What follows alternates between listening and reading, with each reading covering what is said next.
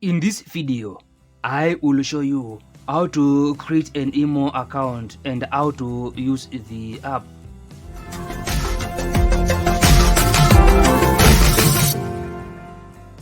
Now, after downloading and installing the email app, you need to open it, then allow or deny the app to make and manage phone calls.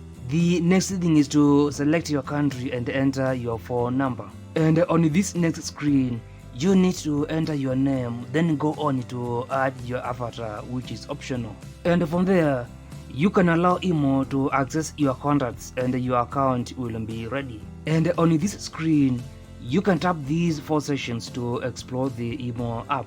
And on these sessions, you can edit your profile, see your Imo wallet and make some settings. You can also invite friends, see messages and share stories. In addition, you can create a room or join other users' rooms and also create a group chat or channel. And to call or video call someone, you just need to tap on them to open this chat screen. And on this screen, you can also tap on someone to see their profile. And to delete your Imo account, you need to tap settings on your profile, then account and security, and go on to delete your account.